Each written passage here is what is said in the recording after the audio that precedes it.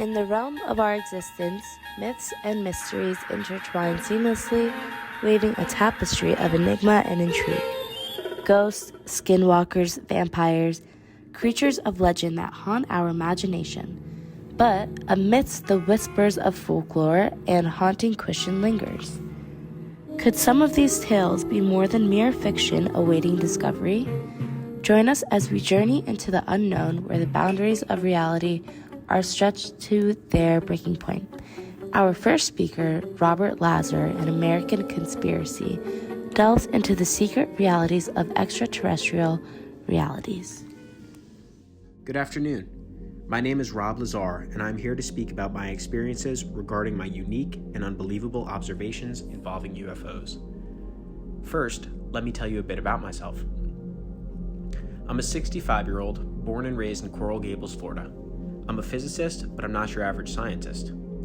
I've always been drawn to the unknown, the unexplainable. My educational background allows me to dive into the extraterrestrial realities in which I have been able to research and operate in settings that have been working to unravel the mysteries of the United States hiding UFOs. From a young age, I knew I wanted to unravel the mysteries of the universe. Little did I know my journey would lead me to the heart of one of the greatest enigmas of our time. I have had the pleasure of coming forward with reverse engineering, an alien spacecraft for the US military, and much more.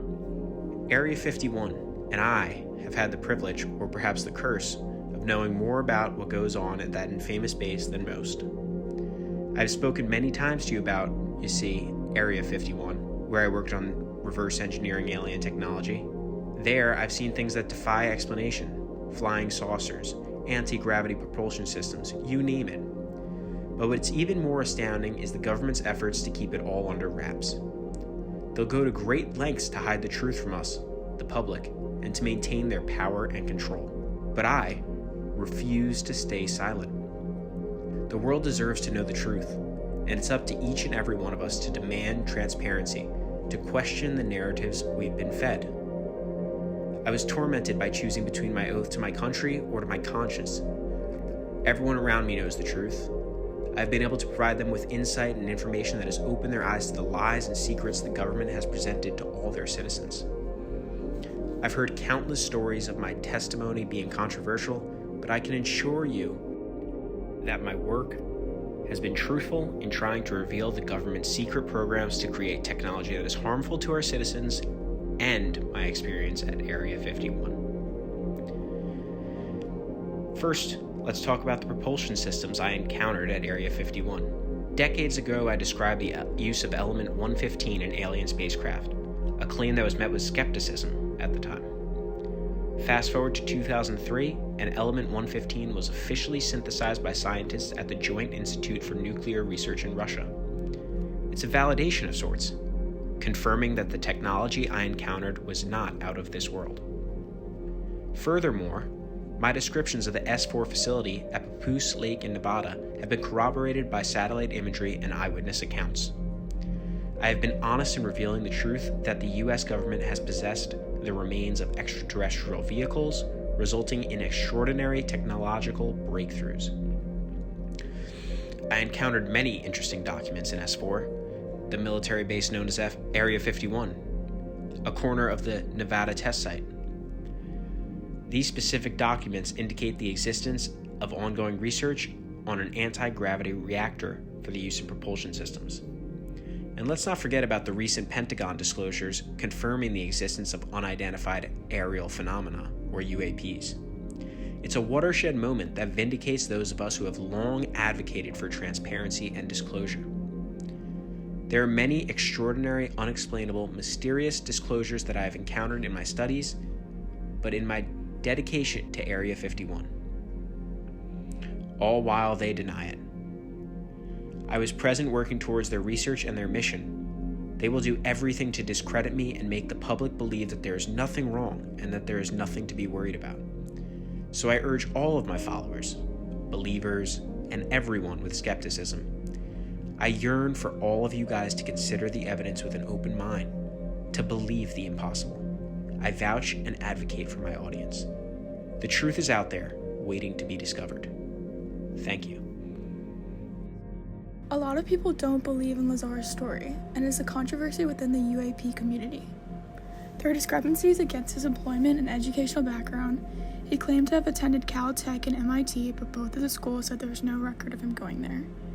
He also said that he worked at the Los Alamos Physicist Facility, but there is also no record of him working there.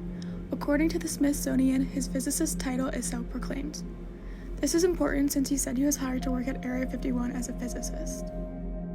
He has provided evidence of working at Area 51, including a W-2 form indicating that the Navy paid him less than $1,000. However, skeptics pointed out that the department on the form is the Department of Naval Intelligence, and there is no such department.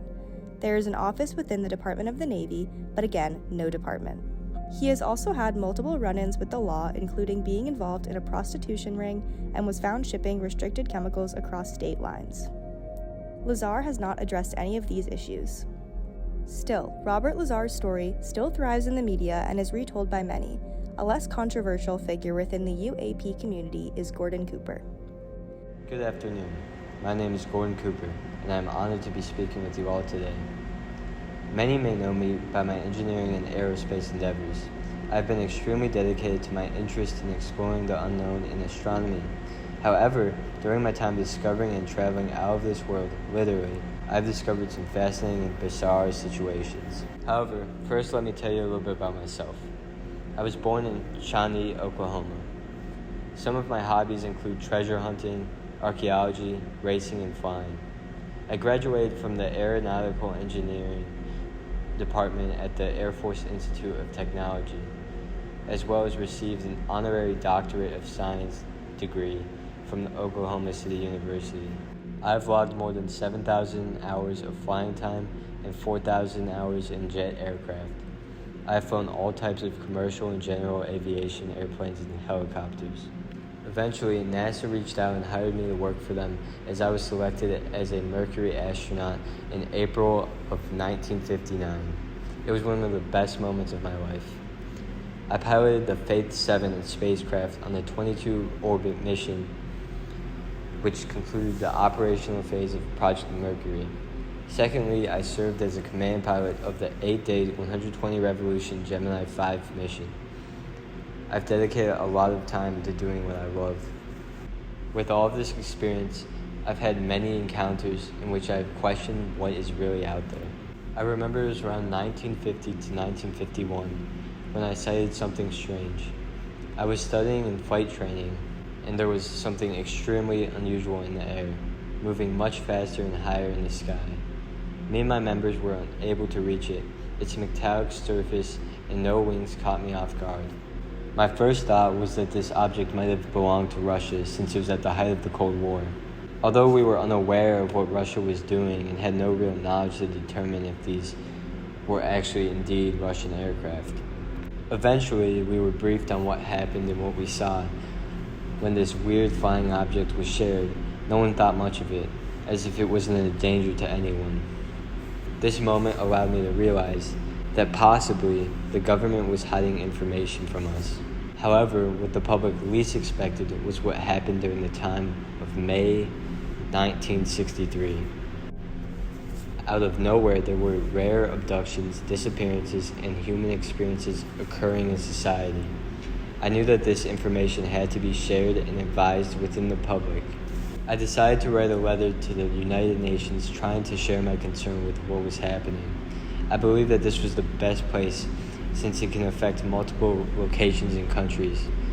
Writing this letter was filled with my best intentions. I knew I had to express my opinions and thoughts on what was happening. I knew that there was a different type of species among us. Unfortunately, despite my efforts, nothing was done. I conveyed clear thoughts that I believed creatures from another location were invading and visiting the planet. I believe that the United Nations was the best option because it's seen as equal and grounded, unlike the United States government at times. My standing is clear that there is something concerning and should be looked into for the safety of our people. So why are we having this conversation? To show how complicated UFO beliefs/conspiracies are. There are so many first-hand stories about people seeing UFOs, and it's hard to tell if they're real or not. It's important to at least try to distinguish between them to find out whether UFOs are real or not, or if you believe they are real. To do this, you need to research the person telling the story, and then it's up to you to determine their credibility. Conspiracy theories about governments hiding phenomena like UFOs, skinwalkers, the Illuminati, and many other mysterious concepts often stem from a lack of transparency and official acknowledgement. While some argue that governments conceal such phenomena to maintain societal order and prevent panic, others believe it is to control access to advanced technology or supernatural knowledge.